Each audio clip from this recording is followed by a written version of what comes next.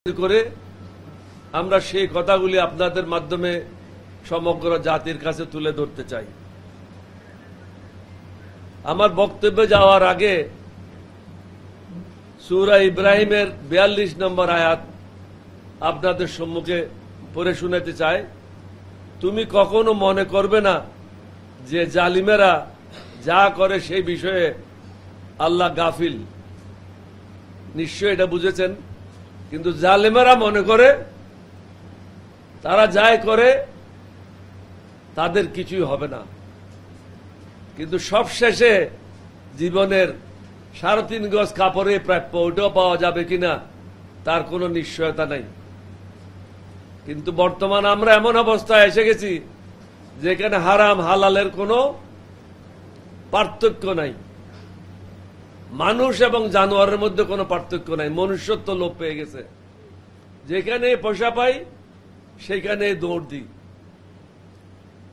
দেশের কথা আমরা চিন্তা করি না। আমরা এলডিপির পক্ষ থেকে আমাদের চিন্তাধারা ভিন্ন, কারণ আমরা মুক্তিযুদ্ধ করেছি। আমরা মুক্তিযুদ্ধ করেছি আরো ৫০ বছর আগে। যদি এরকম লাভ চেষ্টা করতাম, আমারও ২১০টা ঘর গুলশনে বনানীতে থাকতো, আমারও কর্পোরেট হাউস থাকতো, ব্যাংক থাকতো, টেলিভিশনের মালিক হতাম। লাহানত এগুলির উপরে। যে দেশের মানুষ দুই বেলা খাইতে পারে না, সেই দেশে এই ধরনের বাহাদুরি, লাহানত তাদের উপর। এলডিপির পক্ষ থেকে আমি বিগত ৮ই আগস্ট ২০২৪ সাল সরকারকে ৮৩টি পরামর্শ দিয়েছিলাম। তার মধ্যে অন্যতম ছিল বাংলাদেশ আওয়ামী লীগকে নিষিদ্ধ করা এবং হাসিনার অনুগত যারা বাহিনী আছে তাদেরকে চাকরিচ্যুত করা। অনেক দিন লাগলো, ৯ মাস লাগলো এই সরকারকে বুঝতে এবং ছাত্রদেরকে বুঝতে। আমরা যেটা আগস্টে বলেছিলাম তারা সেটা ৯ মাস পরে, ১০ মাস পরে এসে করলো, ব্যান করলো। গাধা পানি খায়, কিন্তু কিভাবে খায়? গোলায় খায়, পরিষ্কার পানি খায় না গাধা।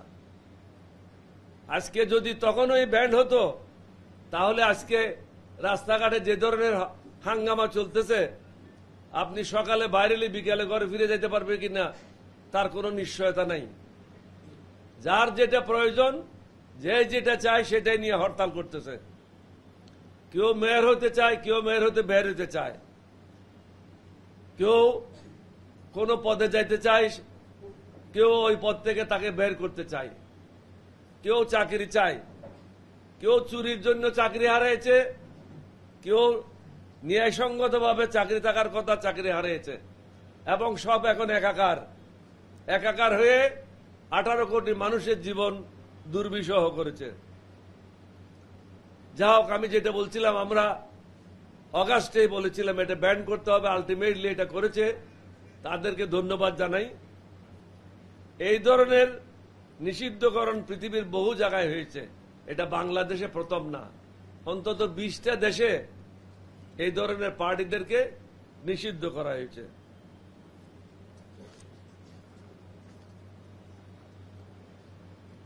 ইতিমধ্যে দেশের অনেক ক্ষতি হয়েছে, তার জবাবদিহি রাজনৈতিক দল ও সরকারকে একদিন করতে হবে। কিছু কিছু রাজনৈতিক দলও, আমরা যখন বলছিলাম এটা তাদের কর্মকাণ্ড বন্ধ করতে হবে, অনেকগুলি রাজনৈতিক দলও আমাদের সাথে একমত হয় নাই। তাদেরকেও জনগণের কাঠগড়ায় দাঁড়াইতে হবে। এমপি হওয়া, মন্ত্রী হওয়া কিছুই না, মানুষ হয়ে মৃত্যুবরণ করাটাই সবচেয়ে বড় জিনিস। কোন দেশকে আমরা শত্রু মনে করি না।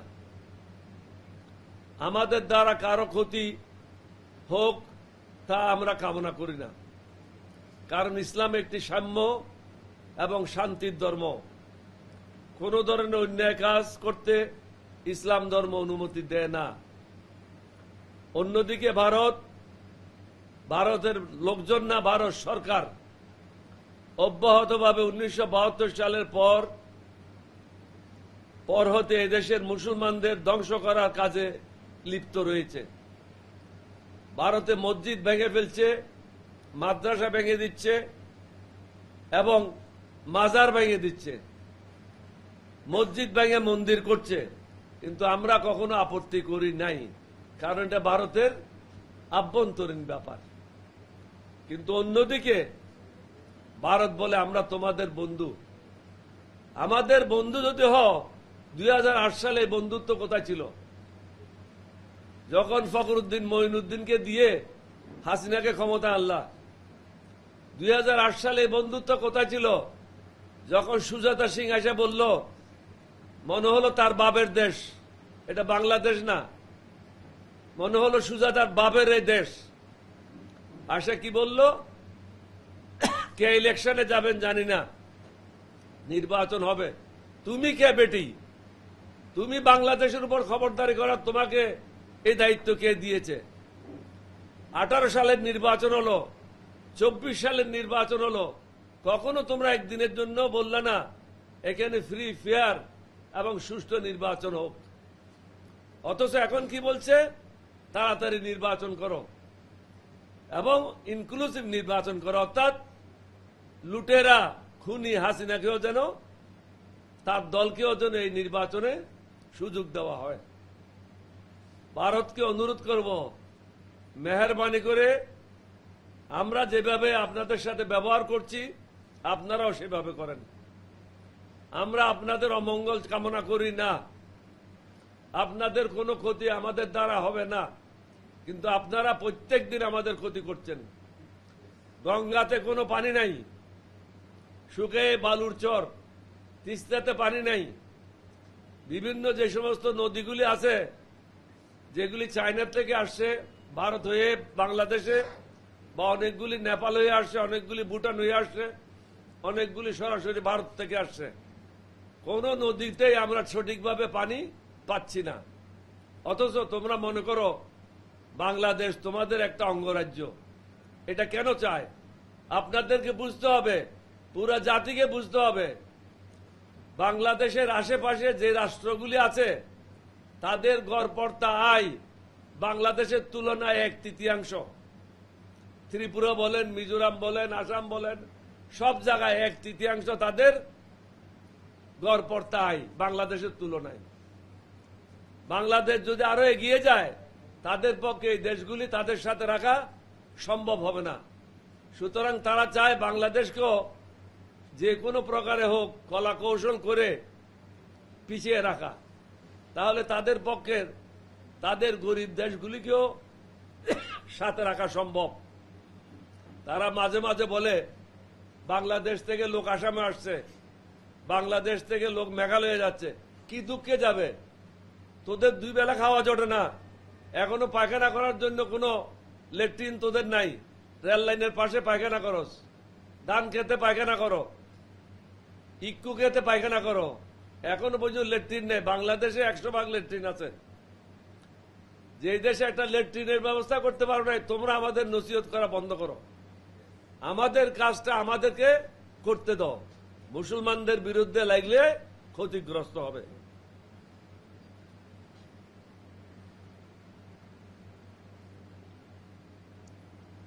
তারপরে কি বলে? আমরা আপনাদের প্রতিবেশী, আমরা আপনাদের ঘনিষ্ঠ বন্ধু। যদি আপনারা আমাদের ঘনিষ্ঠ বন্ধু হন তাহলে আমাদের চারিদিকে কাঁটাতারের বেড়া দিচ্ছেন কেন? কাঁটাতারের বেড়া দেওয়ার কারণটা কি?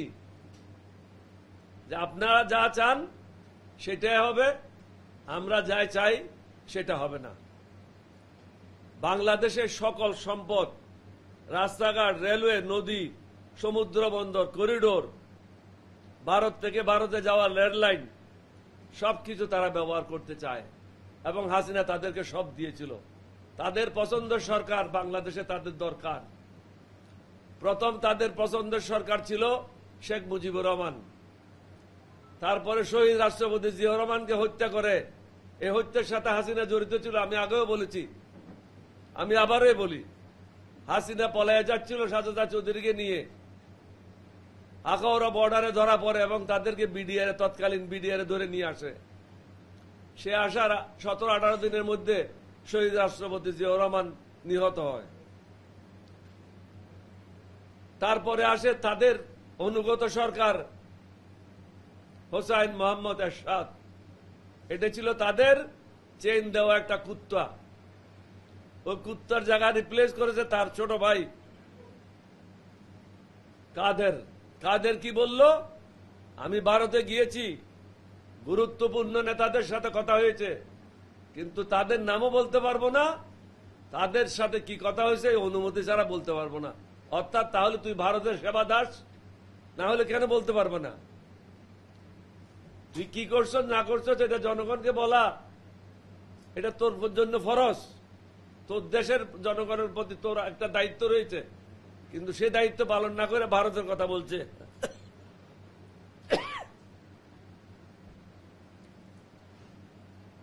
আমাদের দেশকে অর্থনৈতিকভাবে, কালচারালি, শিক্ষা, স্বাস্থ্য এবং সবকিছু ধ্বংস করে তাদের উপর নির্ভরশীল করে রেখেছিল। এখন আমরা আস্তে আস্তে স্বনির্ভর হওয়ার চেষ্টা করছি, কিন্তু তাদের দালালেরা বাংলাদেশে অ্যাক্টিভ। এটা বুঝতে হবে আপনাদেরকে। মানুষে যখন কথা বলে, বক্তব্য রাখে, তার বক্তব্যের মধ্যে দুই একটা কথা পাবেন যেখানে মোদির জন্য তাদের প্রেম এবং প্রীতি। 10টা কথা বললে একটা কথা বলে ফেলবে ফসকায়। এটা দিয়ে বুঝে যাবেন মোদির প্রতি তাদের প্রেম কত। বাংলাদেশের জনগণের প্রতি তাদের কোনো প্রেম নাই। তারা মনে করেছিল বাংলাদেশ এটা হায়দ্রাবাদের মতো, এটা দখল করে নেবে। এটা 18 কোটি দেশের লোক। আমরা 1 কোটি লোককে 15 দিনে মিলিটারি ট্রেনিং দিয়ে যুদ্ধের জন্য প্রস্তুত করতে পারবো। মুক্তিযুদ্ধের সময় আমরা তাই করেছিলাম। সুতরাং আমাদের অভিজ্ঞতা রয়েছে, এটা কোনো কঠিন কাজ না। বাংলাদেশের সাথে মস্কারা না করার জন্য তাদেরকে অনুরোধ করব, বন্ধু যদি হতে চাও মনুষ্যত্ব দেখাও। সবকিছু দখল করে নেবে, সবকিছু খাবে, আর আমাদেরকে সবকিছুর থেকে বাদ দেবে, এভাবে হবে না।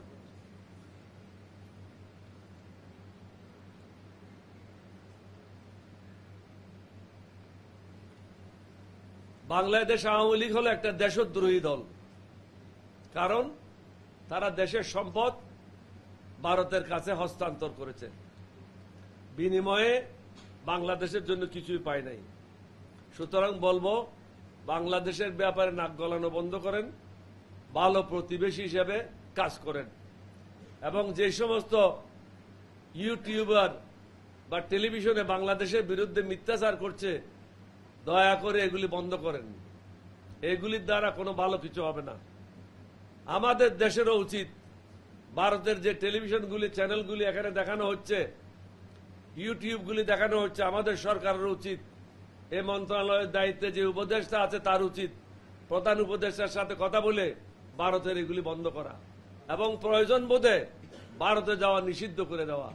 আগে যেরকম ছিল অ্যাকসেপ্ট ইসরায়েল, এরকম যদি প্রয়োজন পড়ে তাহলে লিখতে হবে পাসপোর্ট অ্যাকসেপ্ট ইন্ডিয়া। কারণ যারা আমাদের কলিজা ফাইটা নিয়ে নেবে আর আমরা তাদেরকে বাপ ডাকবো, এটা হয় না। এটা ইসলাম ধর্ম বলে না।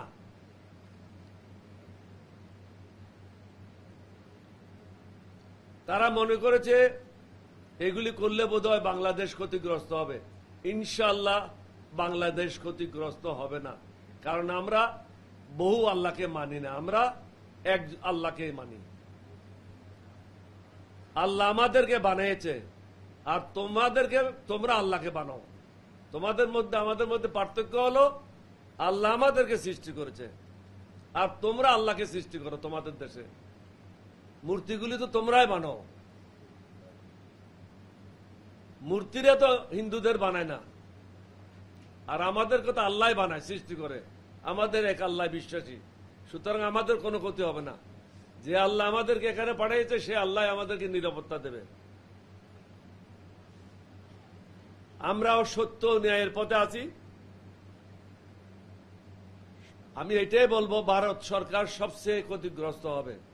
ভারতের জনগণের বিরুদ্ধে আমাদের কোনো বক্তব্য নেই, কিন্তু সরকারের বিরুদ্ধে আমাদের বক্তব্য আছে।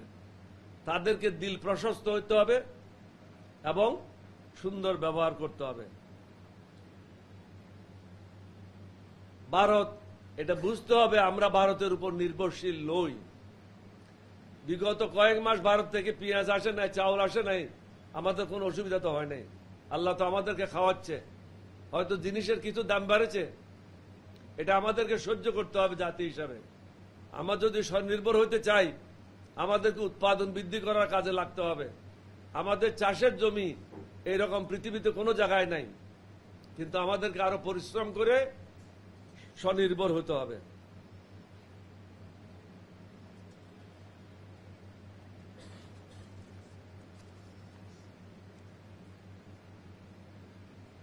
নেক্সট প্রশ্ন হলো মানবিক করিডোর।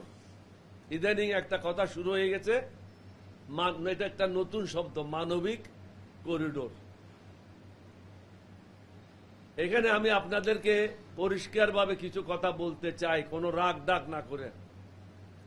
আজকে যে রোহিঙ্গারা আরাকান থেকে চলে আসছে, এটার পিছনে কে? এটার পিছনে হলো ভারত। কারণ আপনারা দেখেন, রোহিঙ্গারা আসার পর বা 92 যখন রোহিঙ্গারা আসছিল, এটা নেগোসিয়েশন আমি করেছিলাম এবং রোহিঙ্গারা ফেরত গিয়েছিল।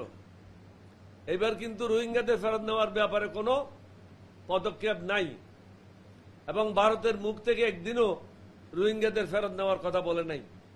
কারণ এই মুসলমানদের তাড়ানোর পিছনে কার হাত? ভারতের হাত। কারণ ভারত মনে করে বাংলাদেশের জনগণ যদি একদিন তাদের মালামাল নিয়ে ত্রিপুরা, আসামে যাইতে না দেয়, তাহলে তাদের ভিন্ন একটা রাস্তা থাকতে হবে। সেই ভিন্ন রাস্তাটা কি? ক্যালকাটা থেকে মাল নিয়ে জাহাজ ছাড়বে এবং আরাকানে সিটুয়েতে যাবে। সিটুয়ে একটা বন্দর, সিটুয়ে বন্দর থেকে রাস্তা করে এই রাস্তার মাধ্যমে 7 স্টেটে তাদের মালামাল যা কিছু প্রয়োজন সবকিছু বহন করবে। এর বাধা হইতে পারে আরাকানের মুসলমানেরা, যার জন্য তাদেরকে বার্মার জান্তা সরকারের সাথে মিলে মুসলমানদের সেখান থেকে বিতাড়িত করেছে। আজকে প্রায় 15 লক্ষ মুসলমান বাংলাদেশে, বার্মার মুসলমান বসবাস করছে। আমরা বহু চেষ্টা করেছি, আমরা যখন সরকারে ছিলাম, তাদেরকে বার্মার আইডেন্টি কার্ড দাও, তাদেরকে ন্যাশনালিটি দাও, কিন্তু ভারত সুকৌশলে বার্মার সাথে এক হয়ে এই কাজটা করতে দেয় নাই। অথচ ভারতের বহু লোক আছে বার্মাতে, তাদের কোনো সমস্যা নাই। ভারত চায় এখানে যেন একটা ঝামেলা লেগে থাকুক, তাদের অল্টারনেট যে রাস্তা ক্যালকাটা থেকে সিটুয়ে, সিটুয়ে থেকে মিজোরাম 7 স্টেট, এটা যেন খোলা থাকে এবং কালাদন প্রকল্প যেন বাস্তবায়িত হয়। কালাদন প্রকল্পটা এটা ভারতের ব্রেন চাইল্ড, এটা রর ব্রেন চাইল্ড। এটা মুসলমানদের পক্ষেও না, বাংলাদেশের পক্ষেও না, এটা রোহিঙ্গাদের পক্ষেও না।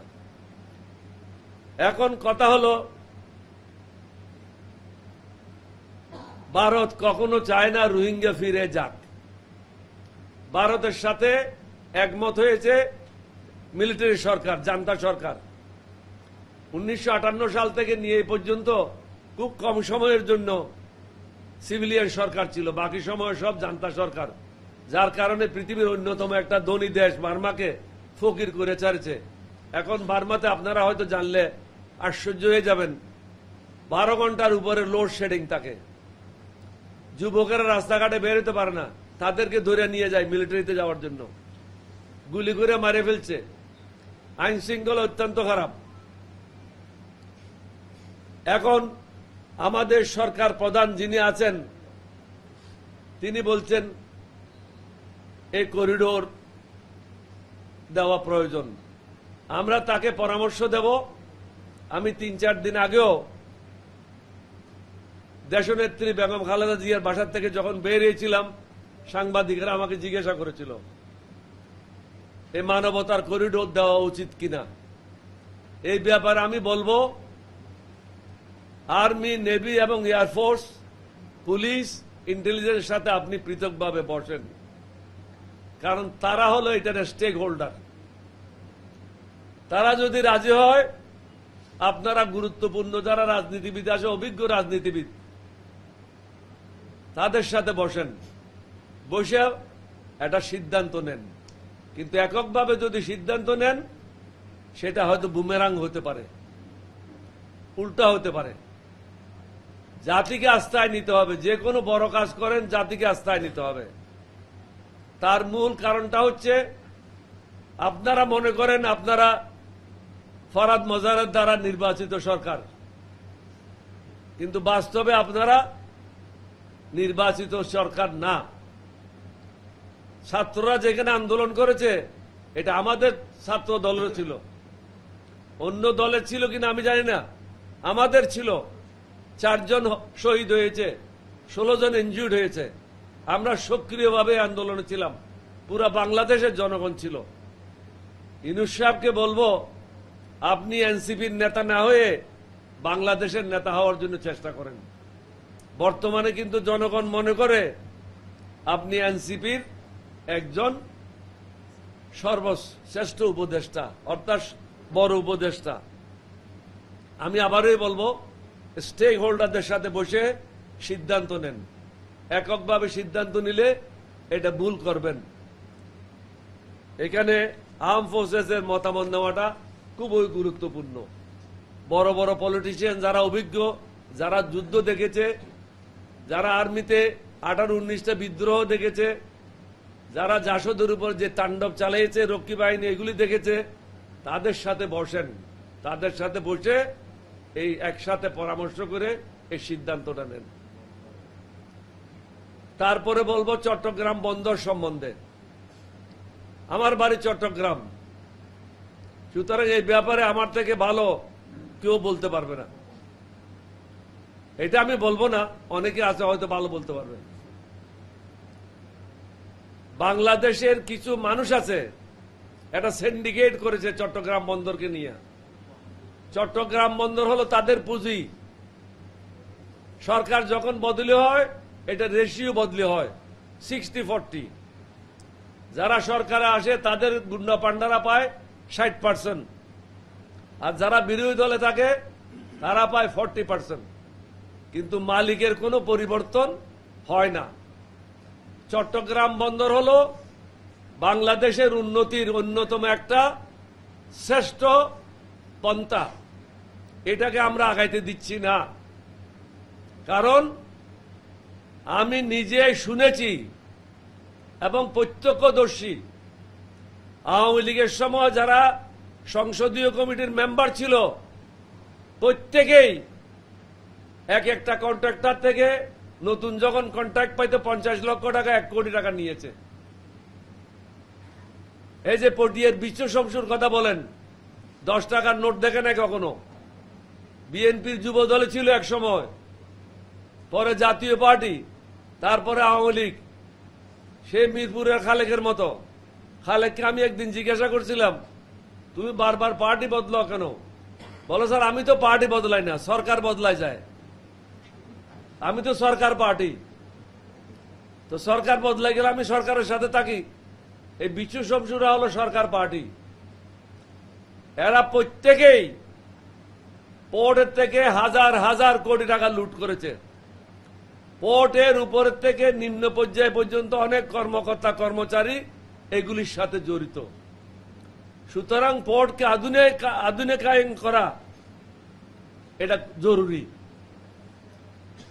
আমি বিস্তারিতভাবে পোর্ট সম্বন্ধে বলবো, আমার কাছে কাগজ আছে।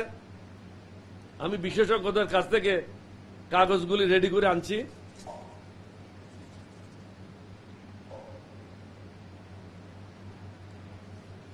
আমরা চাই চট্টগ্রামের বন্দরের মাধ্যমে সমগ্র দেশ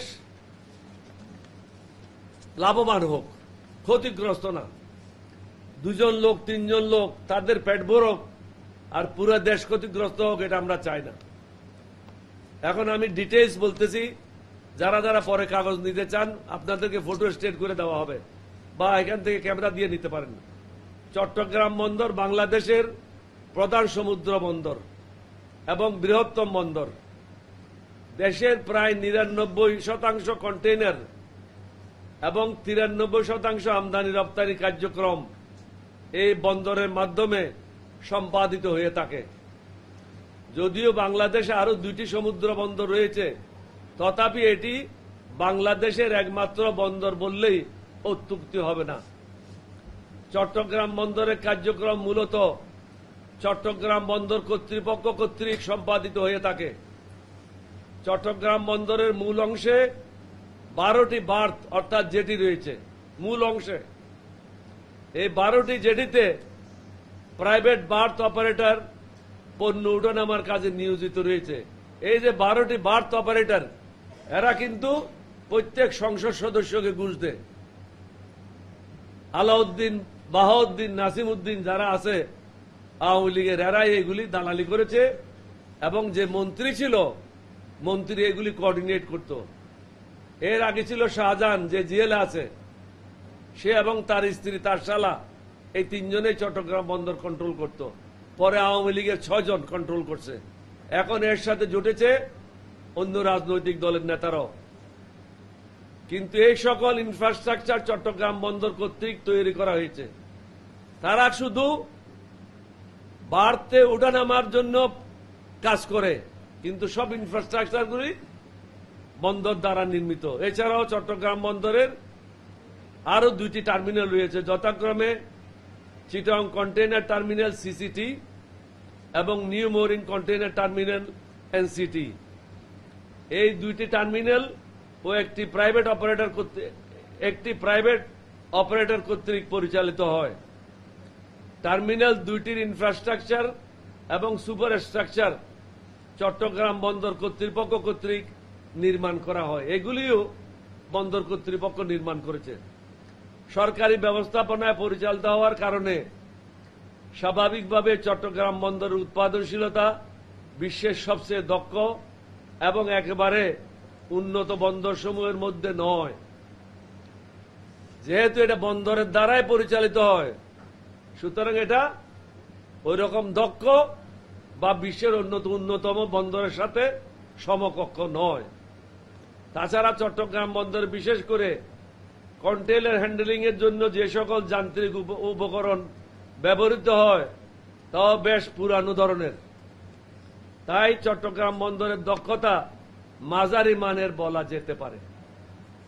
তবে এর মধ্যেও দেশের অর্থনৈতিক উন্নয়নের সাথে তাল মিলিয়ে চট্টগ্রাম বন্দর কর্তৃপক্ষ তাদের নিজেদের দক্ষতা বৃদ্ধির মাধ্যমে দেশের আমদানি রপ্তানি কার্যক্রমকে সহায়তা করে আসছে। যেমন 2010 সালে বাংলাদেশের সমগ্র রপ্তানির পরিমাণ ছিল $16 বিলিয়ন। আবার বলি, 2010 সালে ছিল রপ্তানি পরিমাণ $16 বিলিয়ন, আর 2024 সালে বাংলাদেশের রপ্তানি পরিমাণ দাঁড়িয়েছে প্রায় $40 বিলিয়ন। তাহলে আপনি কিভাবে মনে করেন $40 বিলিয়ন মালামাল এই আমাদের পুরানো 50 বছর আগের যন্ত্রপাতি দিয়ে আপনি চালাবেন? এটা সম্ভব? এটা সম্ভব না। আগে তো এখানে 10 তলা বিল্ডিং ছিল না, এখানে ঝুপড়ি ছিল। এখানে প্রয়োজনের খাতিরে এখন 10 তলা করেছে। আগে কখনো লিফট ছিল না ঢাকাতে, এখন বিভিন্ন বিল্ডিং এ লিফট হচ্ছে। এগুলো হলো প্রয়োজনের খাতিরে আপনাকে পদক্ষেপ নিতে হবে। রপ্তানি বৃদ্ধি পেয়েছে প্রায় 250 গুণ। এই 250 গুণ রপ্তানি চট্টগ্রাম বন্দরের মাধ্যমে সম্পাদিত হয়েছে। কিন্তু এই সময়ের মধ্যে চট্টগ্রাম বন্দরে তেমন কোন উন্নত ধরনের আধুনিক যন্ত্রপাতি স্থাপন বা উল্লেখযোগ্য কোন ইনফ্রাস্ট্রাকচার তৈরি করা হয় নাই। পুরানোগুলি দিয়েই এই 40 বিলিয়নের কাজ চলছে। গড়ে প্রতি 4 বছরে বন্দরের মাধ্যমে কন্টেইনার হ্যান্ডেলের পরিমাণ 1 মিলিয়ন টিইউ হারে বৃদ্ধি পাচ্ছে। 1 মিলিয়ন ট্রিলিয়ন হারে যদি বৃদ্ধি পায় প্রতি বছর, তাহলে আগামী 20 বছরে কি হবে এটা আপনাকে চিন্তা করতে হবে। চট্টগ্রাম বন্দর কর্তৃপক্ষ তার সীমিত রিসোর্স ব্যবহার করে অত্যন্ত দক্ষতার সাথে বর্ধিত পরিমাণ কন্টেইনার হ্যান্ডেলিং কার্যক্রম সম্পন্ন করে আসছে। কিন্তু পাশাপাশি দক্ষিণ এশিয়ার ভারত, পাকিস্তান এবং কলম্বোর সাথে তুলনা করলে দেখা যায় বাংলাদেশের বন্দরসমূহে এফডিআই একবারেই নগণ্য। বাংলাদেশে কেবলমাত্র 2024 সালে চট্টগ্রাম বন্দরের পতেঙ্গা কন্টেইনার টার্মিনাল, যাকে বলা হয় সংক্ষেপে পিসিটি, সৌদি আরব ভিত্তিক Red Sea Gateway Terminal RSGT নামক একটি টার্মিনাল অপারেটরের নিকট 22 বছরের মেয়াদের আধুনিক পদ্ধতিতে পরিচালনার দায়িত্ব দেওয়া হয়েছে। শুধু 22 বছরের জন্য, এটা পার্মানেন্টলি দেওয়া হয় নাই।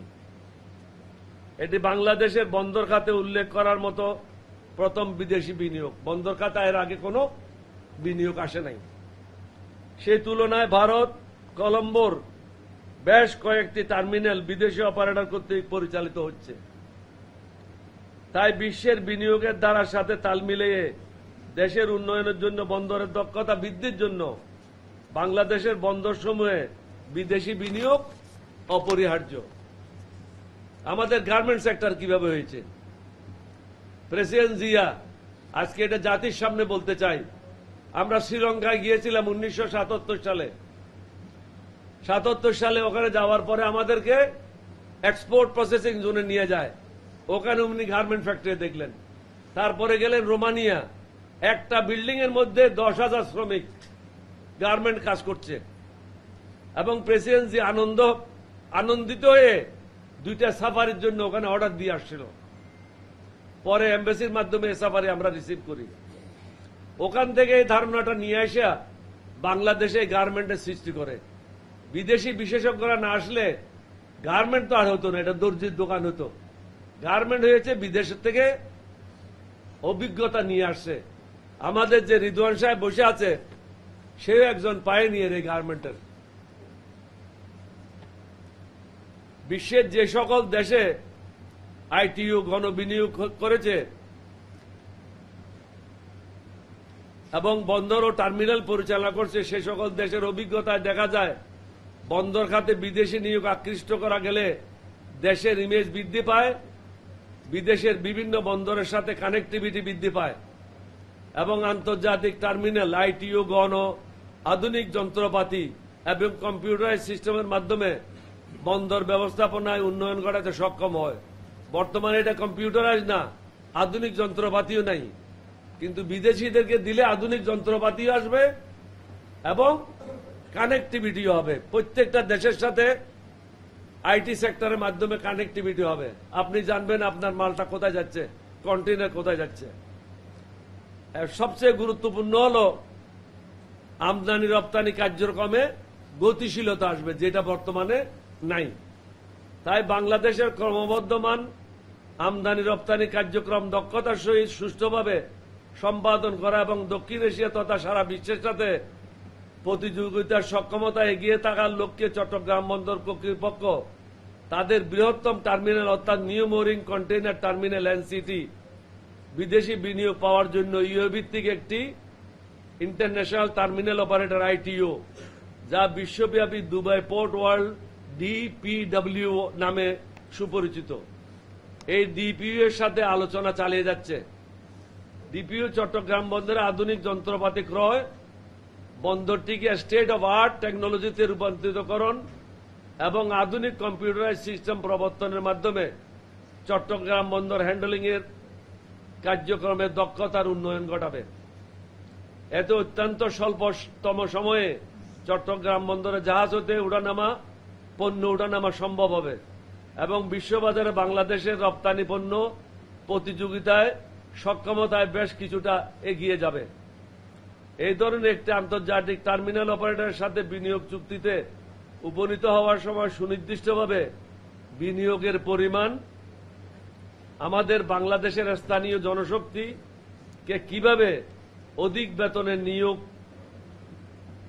বিশ্বের সর্বাধুনিক প্রযুক্তির কন্টেইনার হ্যান্ডলিং যন্ত্রপাতি ব্যবহার করে অপারেশনের দক্ষতা বৃদ্ধি, কম্পিউটারাইজেশন নেটওয়ার্কের মাধ্যমে সারা বিশ্বের বন্দরসমূহের সাথে এককভাবে যোগাযোগের সক্ষমতা ইত্যাদি বিষয় অন্তর্ভুক্ত করে একটি ভারসাম্য নেগোসিয়েশনের মাধ্যমে এই ধরনের বিনিয়োগ আকর্ষণ করা গেলে, আমি আবারই বলি, যে বা যারা এই নেগোসিয়েশন করবে তাদেরকে দেখতে হবে এখানে আমাদের দেশের লোকেরা নিয়োগ পাবে, আধুনিক যন্ত্রপাতি তারা আনবে এবং আইটি সেক্টরের মাধ্যমে বিশ্বের বিভিন্ন বন্দরের সাথে যোগাযোগ রক্ষা হবে।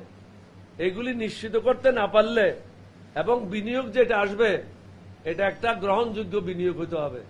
এটা কাকো ঘুষ দিয়ে বিনিয়োগ আসলে হবে না। এটা দেশের মানুষের জন্য গ্রহণযোগ্য একটা বিনিয়োগ আসতে হবে, দেশ উপকৃত হয়ে যাবে। এর ফলে বৈদেশিক বিনিয়োগ বৃদ্ধি পাবে, অন্যভাবে বন্দরসমূহের দক্ষতা বৃদ্ধি পেয়ে বহির্বিশ্বে বাংলাদেশের সুনাম বৃদ্ধি পাবে। বাংলাদেশের ব্যবসা বাণিজ্য ব্যাপক হারে এক সুফল ভোগ করবে। বিশেষ করে বাংলাদেশের রপ্তানি পণ্য বহির্বিশ্বে প্রতিযোগিতার সক্ষমতা অনেক দূর এগিয়ে গিয়ে রপ্তানি বৃদ্ধিতে ব্যাপক ভূমিকা রাখবে। বর্তমানে একটা জাহাজ থেকে কন্টেইনার খালাস করার জন্য 20 থেকে 22 দিনও লাগে, এবং একটা জাহাজ ভিড়ের জন্য 20 থেকে 25 দিন লাগে। কিন্তু বিদেশি বিনিয়োগ আসলে এটা নেমে আসবে 10 থেকে 12 দিন। সুতরাং নেগোসিয়েশন যারা করবেন, এগুলির নেগোসিয়েশনের মধ্যে অন্তর্ভুক্ত করতে হবে। কথায় কথায় বললে হবে না। আপনারা বক্তব্য দেবেন একরকম আর কাজ হবে অন্যরকম, এটা হবে না। আধুনিক যন্ত্রপাতি আনবে, কর্মশেষে তারা এগুলি বাংলাদেশকে হস্তান্তর করবে। বন্দরে যে সমস্ত কর্মচারী কর্মকর্তা লাগবে, এগুলি বাংলাদেশ থেকে নেবে, এবং হ্যান্ডেলিং এর সাথে বাংলাদেশের জনগণ জড়িত থাকবে। কম্পিউটারাইজেশন যেটা করবে সেটা বাংলাদেশের জনগণকে পোর্ট অথরিটিকে হস্তান্তর করতে হবে, এবং বিনিয়োগের যে অঙ্ক হবে সেটা একটা গ্রহণযোগ্য অঙ্ক হইতে হবে। দেশের স্বার্থ রক্ষা করে আপনারা তাদেরকে দিলে দেশ উপকৃত হবে। কেউ ঘুষ খেয়ে অবৈধ পন্থায় টাকা নিয়ে এই কাজ করলে আমরা এটা করতে দেব না। এগ্রিমেন্ট কি হচ্ছে না হচ্ছে এটা জনসমক্ষে তুলে ধরেন, এবং প্রয়োজন বোধে এই সেক্টরে যারা বিশেষজ্ঞ আছে তাদেরকে ডেকে তাদের সাথে মত বিনিময় করেন। আমরা বিশেষজ্ঞ না এই সেক্টরে, যারা বিশেষজ্ঞ আছে তাদেরও মতামত নেন। কারণ দেশ আমাদের একার না, দেশ সকলের। এখানে সকলকে সম্পৃক্ত করে দেশকে এগিয়ে নেওয়ার ব্যাপারে কাজ করে যেতে হবে। সবশেষে আমি বলতে চাই, অনেকে মনে করে হাসিনা বোধহয় যেভাবে বলছিল টুপ করে বেগম জিয়াকে পদ্মা নদীতে ফেলাই দাও, টুপ করে উঠে নাও, ইনুসকে টুপ করে ফেলাই দাও, উনিও মনে করছেন টুপ করে এখানে চলে আসবে। টুপ করে হাসিনা বিবি আর বাংলাদেশে আসবে না। রর এই পরিকল্পনা বাংলাদেশে আর চলবে না। এটা রকেও বুঝতে হবে, ভারতকেও বুঝতে হবে। 1971 সালে ভুল সিদ্ধান্ত নেওয়ার কারণে মুসলিম লীগের স্বাভাবিক মৃত্যু ঘটে। এখন যেটা আছে সেটা হলো মরা হাড্ডি। কবরে যেরকম হাড্ডি পরে থাকে কয়েক বছর, এটা মুসলিম লীগের হাড্ডি পরে আছে, মুসলিম লীগ নাই। আর আওয়ামী লীগ দুর্নীতি, টাকা পাচার, অন্যায় অত্যাচার, অপশাসন, গুম খুন, আত্মহংকার এবং ভারতের সেবাদাস হওয়ার কারণে 10ই মে 2025 সাল অপমৃত্যুর শিকার হয়। এর জন্য দায়ীকে শেখ হাসিনা, আর কেউ না। শেখ মুজিব যেটা অসম্পূর্ণ রেখে গেছিল, হাসিনা সেটা সম্পূর্ণ করেছে। আপনাদেরকে আমি এটা ভবিষ্যৎবাণী না, আমার অভিজ্ঞতা থেকে এটা বলতে চাই, বাংলাদেশে আওয়ামী লীগ আর কখনো দল হিসেবে দাঁড়াতে পারবে না। জনগণ ভারতের দালালি চায় না। আপনাদের সবাইকে ধন্যবাদ। এলডিপির পক্ষ থেকে আপনাদের সবার কাছে আমরা কৃতজ্ঞ। দেশবাসীর কাছে আমাদের কথাগুলি পৌঁছাবেন, কারণ এই আমরা 1 নম্বর নিবন্ধিত দল। আমরা আপনাদের সাথে বেইমানি করতে পারি না, আমরা আপনাদের সাথে মুনাফিকি করতে পারি না। আমাদের ক্ষতি হতে পারে, কিন্তু আমরা দেশের জনগণের সাথে ধোঁকাবাজি করব না। দেশের স্বার্থে যা বলার প্রয়োজন আমরা সেটা নির্দ্বিধায় বলে যাব। আল্লাহ মালিক, আল্লাহ আমাদেরকে সাহায্য করবে, সেটাই আমার প্রত্যাশা। আপনাদের সবাইকে ধন্যবাদ। আসসালামু আলাইকুম ওয়া রাহমাতুল্লাহি ওয়া বারাকাতুহু।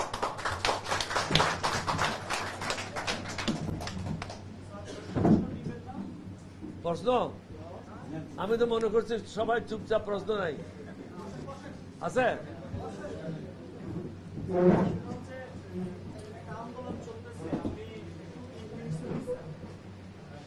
চট্টগ্রামে একজন মেয়র আদালতের অর্ডারে আছে। সরকারকে একজনকে মেয়র হিসাবে দেওয়া হচ্ছে না এবং তিনি আন্দোলন করে যাচ্ছেন। একদিকে আন্দোলন, আবার এনসিপি নির্বাচন কমিশন ধরাও করছে, পাল্টা নির্বাচন কমিশনকে বিতর্কিত। এই প্রেক্ষিতে আপনি আসলে পরিষ্কার একটু অবস্থান নেবেন, আসলে এটা কি হওয়া উচিত? যদিও এটা আমার সাবজেক্ট ম্যাটার না, বৈষম্য হচ্ছে বলে দাবি। যদিও এটা আমাদের প্রেস কনফারেন্সের সাবজেক্ট ম্যাটার না, বাট একটা নাগরিক হিসাবে আমি বলবো তারা যেভাবে রাস্তা অবরোধ করেছে, আমাদেরও একটা অধিকার আছে রাস্তায় চলাফেরা করা। সুতরাং আমাদের চলাফেরাকে তারা বিঘ্নিত করতে পারে না তাদের নিজের স্বার্থে। তাদের পথ পাওয়ার জন্য, তাদের সুবিধা আদায় করার জন্য 18 কোটি মানুষকে তারা জিম্মি করতে পারে না। কারো প্রয়োজন হলে কোর্টে যাক, হাইকোর্ট আছে, সুপ্রিম কোর্ট আছে, সেখানে গিয়ে ফয়সলা করুক। ফয়সলা করে তাদের সিদ্ধান্ত নয়। এখন আপনি বলবেন সেই সিদ্ধান্ত তো নির্বাচন কমিশন মানে নাই। নির্বাচন কমিশন যদি না মানে আবার কোর্টে যান, এটা ডিফরমেশন স্যুট করেন। এখানে তো কোর্ট আইন খোলা আছে, আইন তো বন্ধ নাই। আইনের আশ্রয় নেন, আইন নিজের হাতে নেবেন কেন? আজকে মানুষে কি করতেছে? বদদোয়া করতেছে আপনাদেরকে। আপনাদের মানে যারা রাস্তাঘাটে মানুষের চলাচলের পথ বন্ধ করে দিয়েছে, বিঘ্নিত হচ্ছে, অনেক হার্ট অ্যাটাকে রুটি রাস্তায় মারা যাচ্ছে, অনেক মা রাস্তায় প্রসব করছে, অনেকে জরুরি কাজ, কারো দাফন কাফনে যাবে, সে দাফন কাফনে জানাজায় অংশগ্রহণ করতে পারছে না, রাস্তায় তাকে দিন কাটাতে হচ্ছে। এই ধরনের অরাজকতা একটা দেশে থাকা উচিত না। আমাদের প্রত্যেককে দায়িত্বশীল হতে হবে, একজন সুশৃঙ্খল নাগরিক হতে হবে, আমাদের সকলকে আইন মেনে চলতে হবে। আমার নিজের পদের জন্য আমি 18 কোটি মানুষকে কষ্ট দেব, এটা হইতে পারে না। আমাকে প্রয়োজন হলে এটা ফরগো, এটা আমি চাই না, আমার দরকার নাই, কিন্তু মানুষকে আমি কষ্ট দেব না। এখন তো আমি সেলফিশ, আমি নিজের পদের জন্য, আমার নিজের সুবিধার জন্য 18 কোটি মানুষের পথ অবরুদ্ধ করে আমি কাজ চালাচ্ছি। এটা তো একটা মানুষের কাছ থেকে কেউ আশা করে না। নিজের লাভের জন্য অন্যের ক্ষতি করবেন, এটা তো হয় না। আপনি লাভ করেন, কিন্তু আমার ক্ষতি করবেন কেন? আমার তো রাস্তায় চলার অধিকার আছে, আমার মায়ের রাস্তায় চলার অধিকার আছে, আমার বোনের অধিকার আছে, তাদের অধিকার আপনি হরণ করবেন কেন? তাহলে আপনি কিভাবে নেতা হবেন? আপনি কিভাবে দেশের নেতৃত্ব দেবেন বা জনগণের নেতৃত্ব দেবেন যেখানে মানুষের কষ্ট লাঘব করতে পারছেন না? দ্বিতীয় প্রশ্নটা হচ্ছে, আপনি বলছেন যে বন্দর, চট্টগ্রাম বন্দর বিদেশি ইনভেস্টমেন্টে দেওয়ার জন্য ইতিবাচক আপনার মন্তব্য, আমি যেটা বুঝলাম। সেক্ষেত্রে বাংলাদেশের এক ধরনের পারসেপশন বাংলাদেশের মানুষের আছে, এই পোর্টটা তো বাংলাদেশের মানুষ চালাচ্ছে। যদি আপনার এক্সপার্ট দরকার, আপনি ট্রেনিং দিয়ে বিদেশ থেকে মানুষকে আরো নিয়ে আসেন, কিন্তু আপনি বন্দরকে কেন আরেকজনের কাছে? এটা বিদেশে, আপনি বোধহয় কথাটা শুনেন নাই, আশেপাশের প্রত্যেকটা দেশের বন্দরগুলি অন্য দেশে চালাচ্ছে। এরকম না যে আমরা চালাচ্ছি না। যেমন মাথার বাড়ি আপনি কাকে দিচ্ছেন? জাপানকে দিচ্ছেন। শ্রীলঙ্কার পোর্ট কে চালাচ্ছে? চায়না চালাচ্ছে। এরকম পৃথিবীতে অনেকগুলি আছে। কিছু লেখাপড়া করেন, প্রশ্ন করার আগে লেখাপড়া করে। পৃথিবীর অনেকগুলি দেশ আছে, তারা বিনিয়োগ আকৃষ্ট করার জন্য আধুনিক যন্ত্রপাতি তারা কিনতে পারছে না, আধুনিক যন্ত্রপাতির জন্য তারা অন্যের মাধ্যমে কাজ চালিয়ে যাচ্ছে। এখানে তো নিযুক্ত বাংলাদেশি লোকগুলি পাবে, এখানে কিছু দালালেরা শুধু সুযোগ পাবে না, যারা আপনার রক্ত চুষা খাচ্ছে, যেটা আপনি দেখছেন না। এরা হলো সার পোকা, এরা রক্ত চুষা খাচ্ছে, এরাই এই সংগ্রাম করতেছে। রাত্রে যে পরশুদিন রাত্রে দেখছেন সবাই হাতে মশাল নিয়ে বেরিয়েছে, এগুলি পয়সা দিচ্ছে কে? আপনাদেরকে চিন্তা করতে হবে। এদেরকে ডেলি 1000 টাকা দিয়ে রাস্তায় নামাচ্ছে কে? যারা এতদিন পোর্টটাকে ধ্বংস করেছে, যারা পোর্টটাকে দখল করে খেয়েছে, তাদের স্বার্থের আঘাত লেগেছে, এই জন্য তারা এই কাজটা করতেছে। আপনাদেরকে বুঝতে হবে, একদিকে বুঝার চেষ্টা করবেন না, গভীরে যাওয়ার চেষ্টা করবেন। গভীরে গেলে আপনি উত্তর পাবেন। ধন্যবাদ।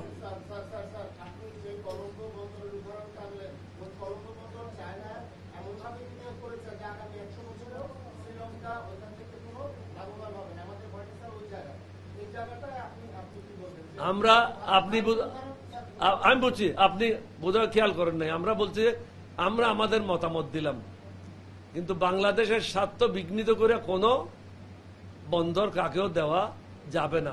বাংলাদেশের জনগণ লাভবান হতে হবে।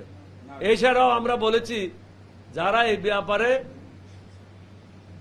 অভিজ্ঞ লোক আছে, এক্সপার্ট লোক আছে, তাদের ওপিনিয়ন নেন। সবার ওপিনিয়ন নিয়ে এটা সিদ্ধান্ত নেন। কথাটা বুঝছেন? একক সিদ্ধান্ত না নিয়ে স্টেক হোল্ডারদের সাথে কথা বলে সিদ্ধান্ত। দেশ যেন লাভবান হয়, ক্ষতিগ্রস্ত না হয়, এটা দেখতে হবে এবং অভিজ্ঞ লোকদের সাথে আলোচনা করতে হবে। ধন্যবাদ। আসসালামু আলাইকুম।